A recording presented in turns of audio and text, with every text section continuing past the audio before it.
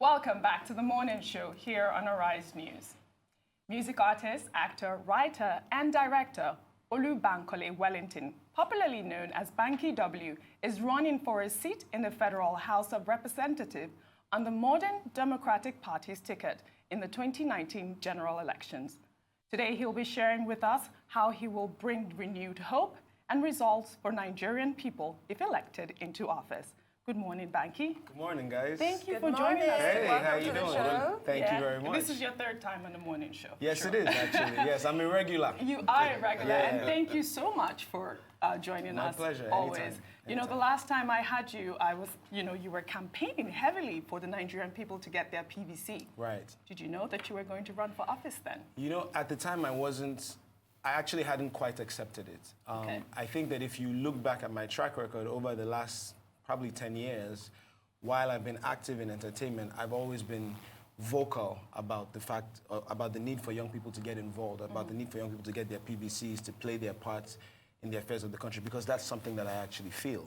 Okay. So when I was campaigning for people to get their PVCs, I actually at the time had not yet accepted that I was going to run for office now. I figured I had started to accept the fact that it was going to be in my future because I'm tired of talking about it. You know, like as a generation, we talk a lot and we tweet a lot and we complain a lot. But when it comes to actually standing up and doing something, that's where we fall short. And so I had started to accept the fact that, you know, if nobody else is coming, then maybe somebody like me needs to be the person to stick their neck out. But obviously, to make that decision, you know, there are a lot of things to consider. You know, there's the sacrifice of income. Before that, there's the buy-in from your wife, which, you know, that takes its process. And then, you know, your business. And there's so many things to consider. So at the time, I honestly didn't have any plans to contest now. But it's just as time went on, and then I saw that, you know what, our generation needs a rallying point. We need something that we can believe in that brings everybody to the table. Because with all of my noise for saying get your PVC, it wasn't enough, though. No, it wasn't enough. You made a huge impact. I mean, I tried to, but, you know, I would still go into conferences and rooms full of young people, and it would still be maybe 20% or 30% of the people that actually got their PVCs. And the number one feedback I always got was that, okay, even if I get my PVC, where am I going to go? Which party do I vote for? Which candidate? I don't believe in any of the options, so why am I putting myself through all of this stress if I don't have anything that is, you know, kind of compelling me to do that? And so I think in processing all of that, it was like, you know, who exactly have I been waiting for all along? You know, we talk and we complain and we criticize, but maybe we've been looking to the wrong people for change and for improvement and for progress. Maybe we should have been looking in the mirror. And so it was with that state of mind and saying, maybe I need to be the person to inspire this generation to understand that this is what we have to do. Okay. And that's when I came to that. Can I jump in here and ask you? Okay, before I ask you the question, I want to publicly say you have great taste in campaign slogans. Thank you very much. Thank you for adopting my father's. Thank you very so much. So now put that aside and say your drive for the youth to get PVCs is scratching the surface, as it were. I find it disingenuous of people to say the youth should get involved when it's time for voting, when it's time to populate rallies. But when it's time to assume the highest levels of office, the door is slammed in your face. But what do you say now? You refer to sticking your neck out, so you are aware of the uphill task that you're facing. What do you say now that the government can do to create a more enabling environment for the youth to vie for political office, especially with political structures, especially with campaign financing? Your party is a relatively new party. How are you going to, this year, how are you going to address these challenges? Do you have the reach that is needed? Do you have the funding that is needed? Right. Okay, so first of all, I have to say big ups to your entire family. Your father was an incredible man, a legend. You know, I honestly feel like our country's trajectory would have been very different if he had been allowed to live and to take office. Thank you. And so when I was thinking about my campaign, the reason we named it Hope 19 was because Hope 93 was the last time that I could remember that we had hope as a country, that we bought into something as a country and said, okay, this is what we're going to do. At the time, people forget now, but it was a Muslim ticket. But it didn't matter because hunger and lack of infrastructure and all of these things the suffering and the lack that we are feeling as a nation, those things don't discriminate. They don't affect Christians and Muslims differently or people from different tribes differently. Everybody's going through these issues together. So I feel like people use religion and tribe and all of these things to draw lines, but that was the last time that I remembered that none of those things mattered, because all that mattered was our country needed to do better. And that's why we kind of, in tribute to that time and to your father and to the... By the way, her father is M.K.O. Abiola for our viewers. Yes, in case anybody doesn't know. But yeah, so big ups, you know, if I can say that. Let me throw. Sorry, I didn't finish our Okay. question. You're right, we are a small party. We are a new party. We kind of just came on the scene. But you know, for me, MDP is not so much a party as it is a movement. It's not your typical political party. It's a collection of young people that are tired of just talking about the issues and just want to create this platform and this movement that every young person who is disenfranchised and frustrated in this country can come to.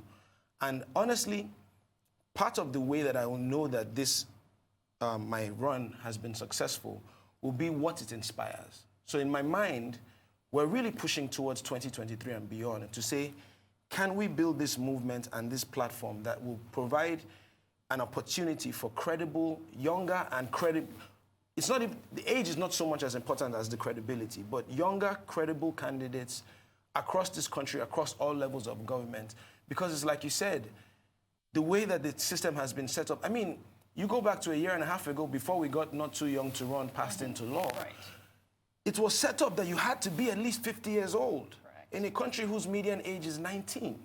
And now that we've said, okay, we're not too young to run and they've passed that into law, do you know that still appointments for a lot of the federal parastatals still have an age restriction?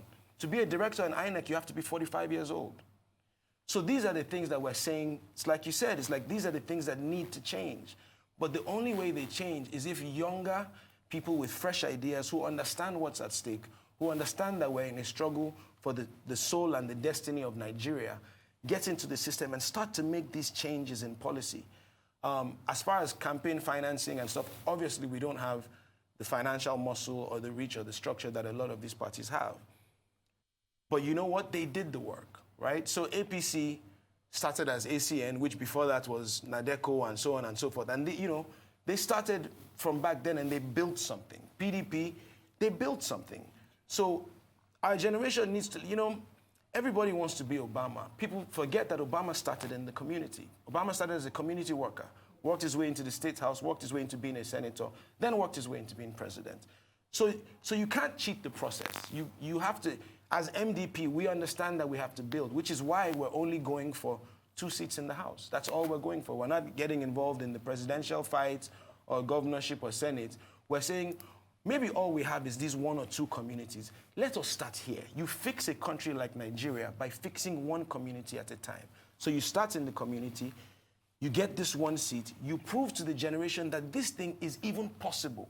You prove to our generation that, guys, if we all focus together, there's nobody, there's no amount of money, there's no godfather, there's no structure, there's nothing more powerful than a collection of young people that have the same purpose and the same drive. So that's what we're trying to do, is to try and show to our generation that it's possible. So maybe for 2019, we're just going for these 2 seats. But maybe we win 1 or 2 of these seats and we prove to our generation that now let's build this movement, let's all come together and build this structure so that come 2023, I mean, I'm tired, man. Like, I'm tired of, I'm sorry. You let me go. I'll talk till tomorrow. I'm sorry. Let me throw this in because, of course, you know that politics is about perception. Yeah. Yes, and how would you be received and perceived? Because, correct me if I'm wrong, you'll be the only earring-wearing politician in Nigeria. If that happens, will people take you seriously, still putting on studs and still looking? So here's my response to that. Yes. For the people who have not worn earrings and been funky, what have they done? I didn't even know you. So let's no, because this is morality and how hold on, how nature, how people perceive you. I'm responding. Yes, okay. Okay. The truth is, what has the same old looking and sounding politician, where has that gotten us? That's the truth. I'm coming from the entertainment business, so I dress and I act and I talk a certain way. Would you change your look? Listen, I dress and I present myself the way that I feel. So some days I wear the earrings, some days I don't, which is why you probably didn't even know. I've never seen you. So I choose, depending on how I feel like looking at any given point in time. But my point is that if we do the same thing over and over again, how do we now expect a different result? So the people, I mean, I was engaged with a friend on social media the other day, and he was like, you know, this soft music, sweet way you they talk. You know, now how should they go? You know, what's going to happen? And I'm like, you know, what has given these positions to these people done for us? Yeah. So at what point do we realize that it's not so much about these things that people try to make an issue? It's about intention. It's about intellectual capacity. Great. It's about credibility. It's about ideas. Which you say so you have. so Let me all jump- of those let me- things. let me jump in you here. know, to me, I don't think that those, and I think that the community understands that it's time. We're out every weekend engaging door to door, and the community themselves, The electorate are fine. they understand that it's time for something different. Great. You will not be the first entertainer in politics in Nigeria or in the US. We had Anna Schwarzenegger. But do you know how much you would take home as a federal lawmaker in Nigeria? I know that any one of my endorsement deals is more than I would take home as a House of Reps, and I sacrifice those endorsement deals. So I think that it's important to address this because this has I'm come not up. done. I just asked you okay, if sorry, you knew. sorry. So you understand how much a federal lawmaker in Nigeria I have takes an home. idea. I have an Running idea. costs, salaries, allowances. Yes, I have an So idea. there's been this argument that it is better to be a federal lawmaker in Nigeria than win the lottery ever. Some say that this is quite high.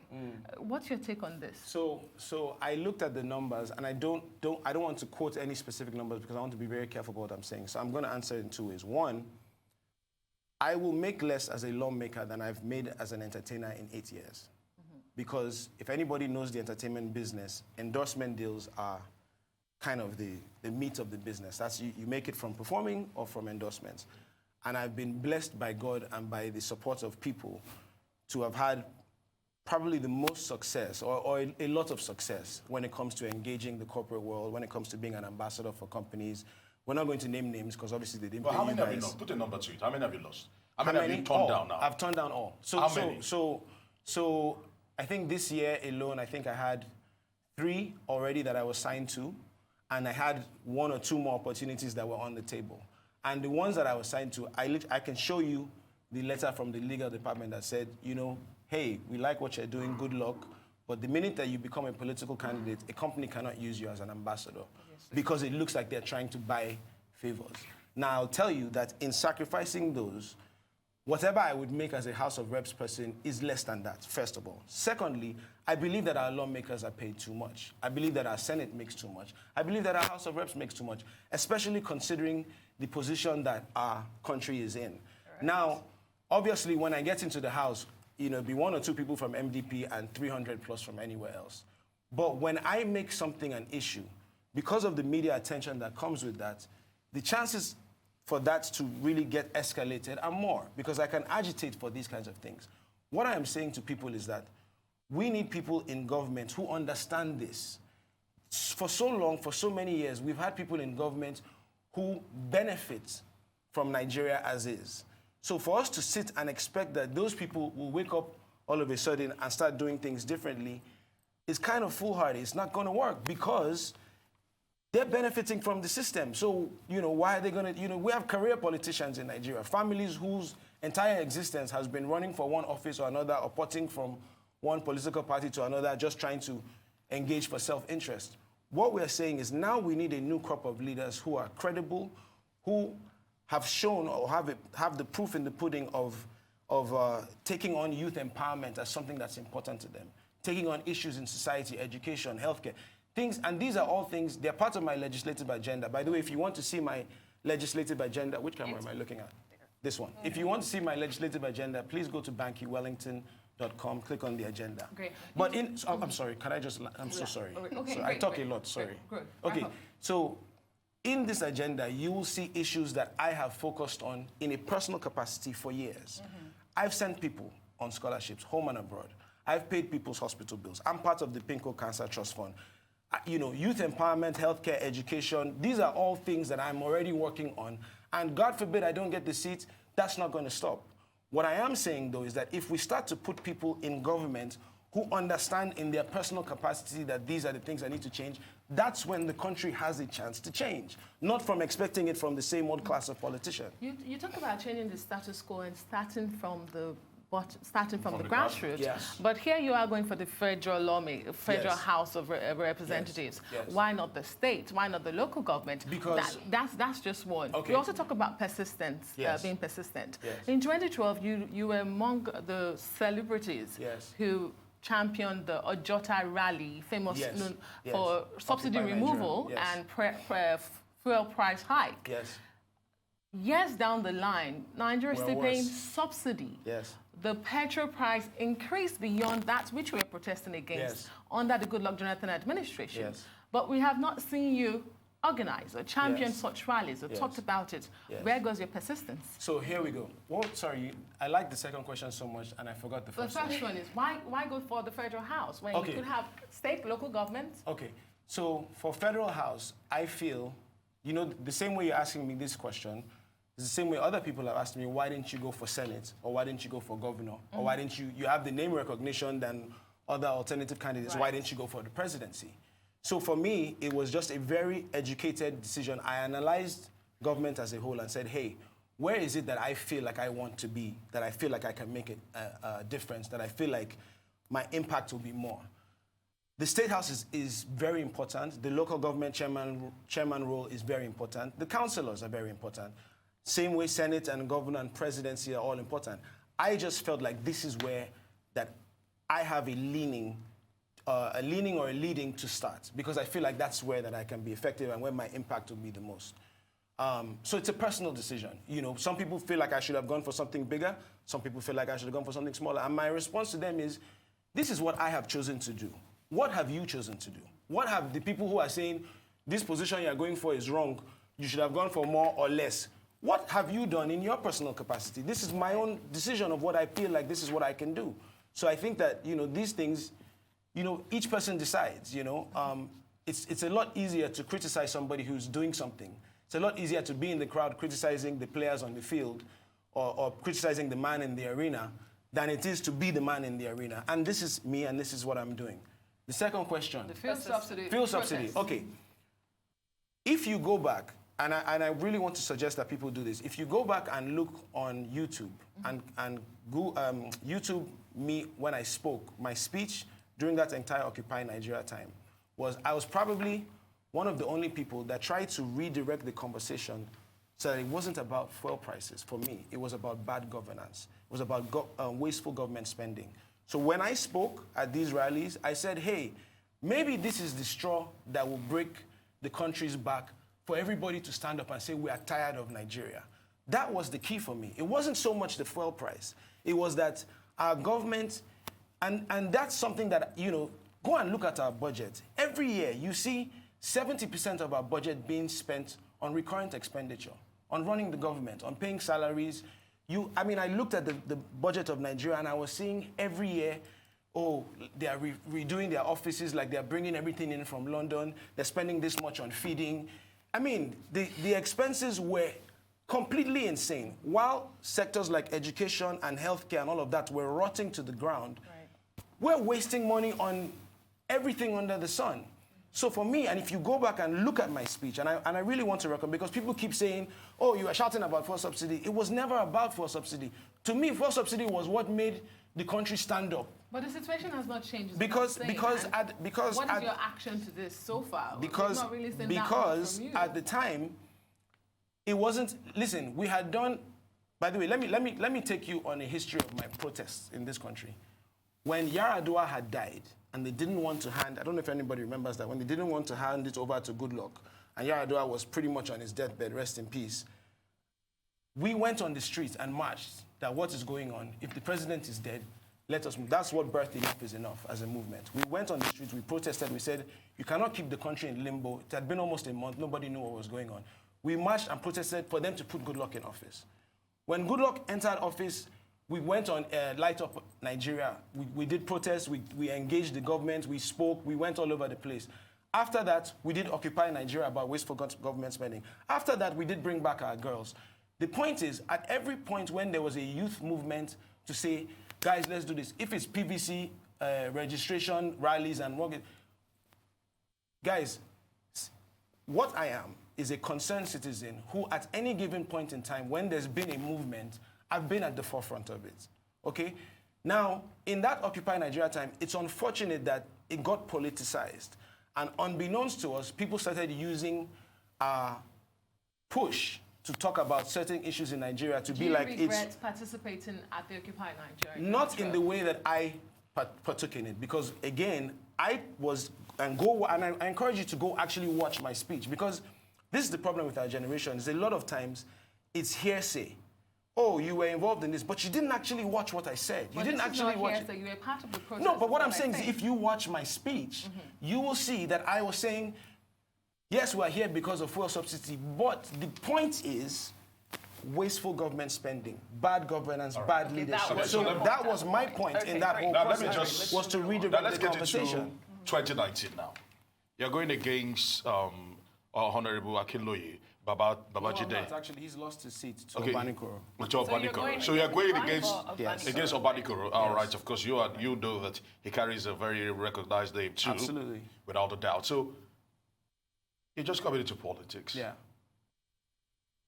What are your chances of actually winning? The reason why I ask this is, so are you going to begin a life, is this, like you mentioned, career politics?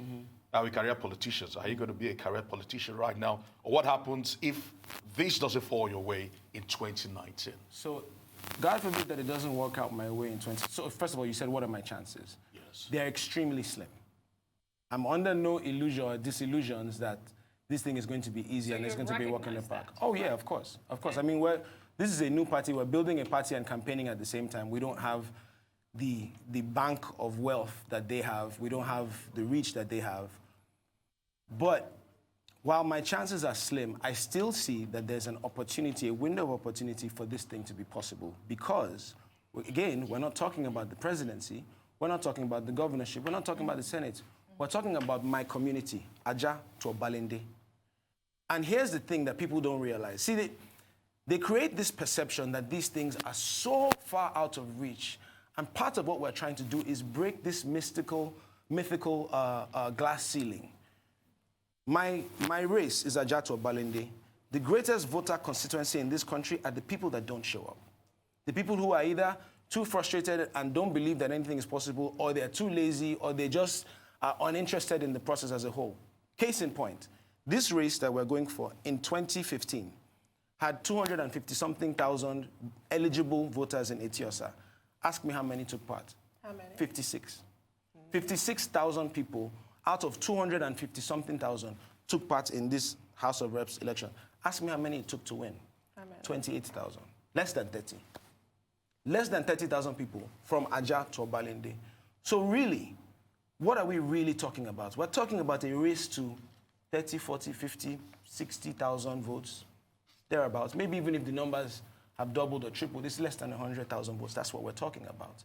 And what our mission is to convince those people who would ordinarily sit it out, to convince people who are first-time voters, to convince people who are not necessarily part of loyal to one party or another. We know that there are people that are, but there are many more people in Nigeria who are not loyal to any particular party and are also frustrated by the way things go.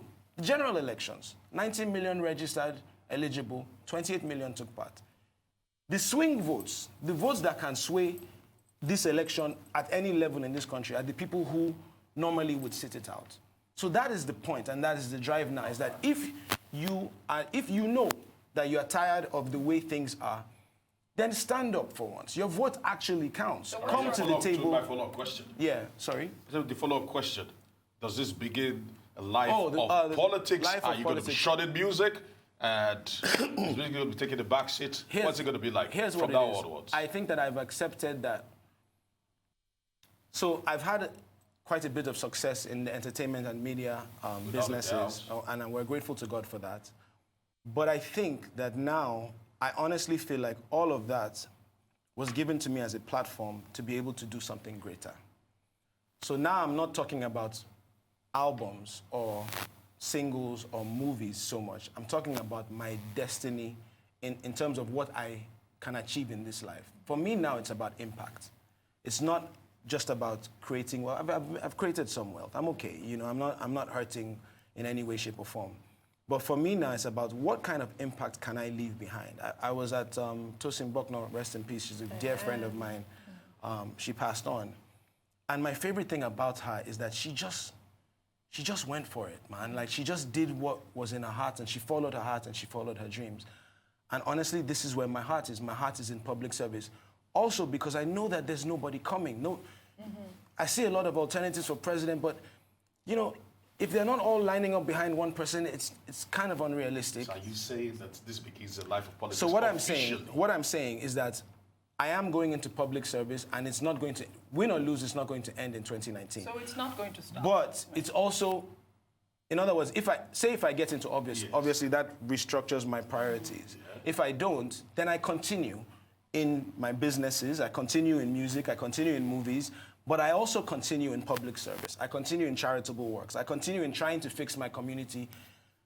Then Oh, 2023. so then you're not going to continue to run for politics? No, I will. What I'm saying is that I'll continue the things that I do, but I will still continue to push So what would for you this do? change. What would you push for next in terms of politics? What would you run for? Would you run for president? Oh, I don't know. You know, I think that's like, you know, I'm the type that believes that you dream big, but you start small.